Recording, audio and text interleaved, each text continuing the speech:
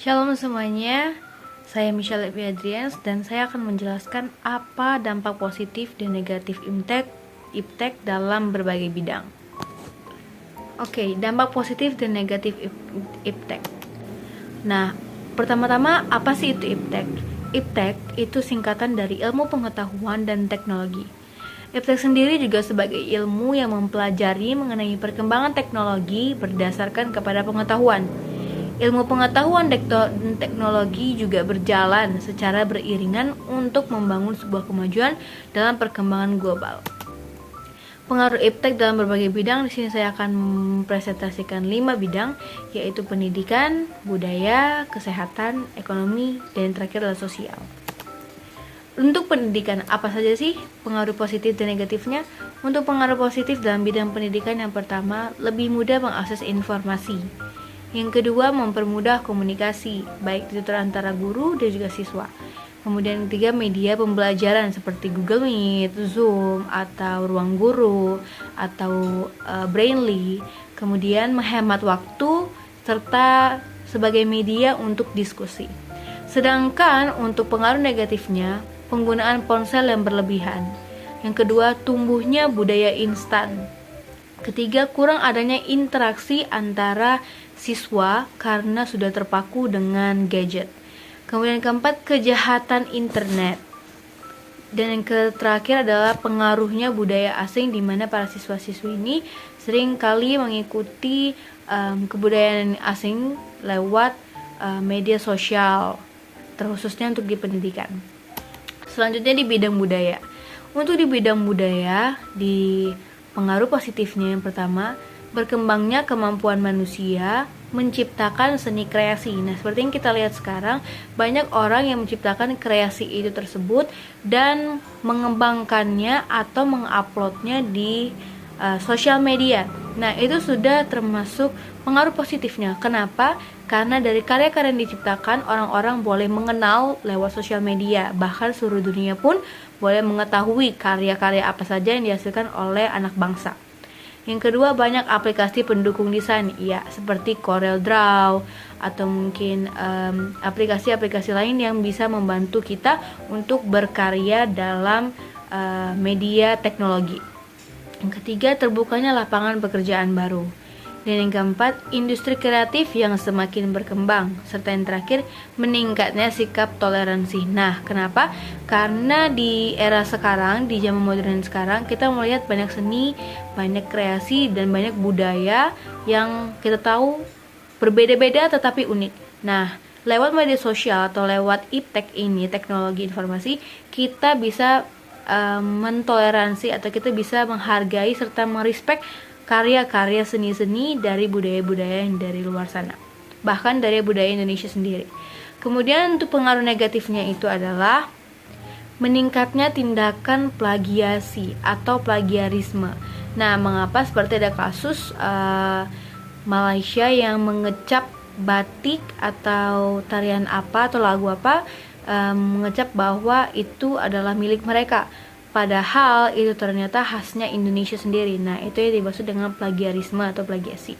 Yang kedua, tidak dihargainya profesi seni karena kurang pengetahuan. Nah, terkadang netizen-netizen ini suka mengkomentari hal-hal yang seharusnya tidak patut untuk kita mengkritik secara berlebihan terhadap kreasi seseorang. Justru kreasi itu harus dihargai karena setiap seni budaya itu sangat unik. Nah, tetapi banyak orang-orang yang sekarang tidak menghargai profesi ataupun seni-seni yang dihasilkan karena mungkin menurut mereka tidak bagus ataupun tidak pas dilihat terhadap mereka ataupun kurang pengetahuan mereka akan seni. Yang ketiga, tergerusnya budaya asli suatu negara. Nah, tergerusnya budaya asli suatu negara maksudnya tersingkirnya kebudayaan asli dari sebuah negara itu sendiri. Seperti Indonesia, sudah banyaknya budaya-budaya asing yang sudah masuk. Nah, itu juga pengaruh negatifnya. Kemudian perubahan budaya, seperti yang saya bilang sebelumnya, perubahan budaya, di mana Indonesia yang mungkin terkenal dengan pakaian yang ramai, sopan, budayanya yang tertutup, karena ada campur tangan dari budaya asing, maka Indonesia sudah tercampur budaya-budaya asing, baik dari pakaian, baik dari cara ngobrol, cara berkomunikasi, semua sudah terpengaruh di budaya asing itu. Dan terakhir adalah di bidang konflik.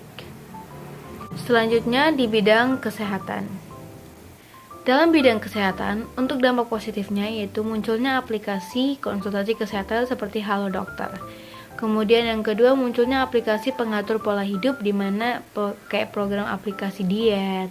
Kemudian yang ketiga, mempersingkat waktu tunggu pasien dengan cara mendaftar online. Yang keempat, membantu diagnosa dokter. Serta yang kelima, kemudahan menyimpan data pasien. Untuk dampak negatifnya itu dapat mengganggu penglihatan karena kita terus bertetapan dengan gadget. Dua, munculnya ketergantungan. Dan yang ketiga, banyaknya informasi hoax tentang kesehatan yang dimana mitos-mitos kesehatan. Yang keempat, maraknya penyakit kanker. Kenapa maraknya penyakit kanker? Karena dari segala sesuatunya itu manusia juga jadi karena ketergantungan akan gadget, akan hal-hal yang kayak hoax itu bisa menyebabkan informasi yang salah sehingga bisa terjadinya kanker atau salah obat. Yang kelima, menimbulkan banyaknya penyakit. Selanjutnya untuk di ekonomi, dan positifnya yang pertama, berkembangnya transaksi non tunai yang memudahkan proses jual beli seperti lewat m-banking. Yang kedua, terbukanya banyak lapangan pekerjaan baru yang mengurangi tingkat pengangguran. Yang ketiga, mudahnya proses ekspor dan impor yang dapat menambah devisa negara. Yang keempat, terbentuknya kerjasama antar negara di dunia yang membantu mengembangkan perekonomian suatu negara. Yang kelima, semakin berkembangnya jenis usaha yang bisa membantu menyeimbangkan kegiatan ekonomi. Sedangkan untuk dampak negatifnya, yang pertama, berkembangnya perilaku hidup konsumtif. Yang kedua, terjadinya persaingan bisnis.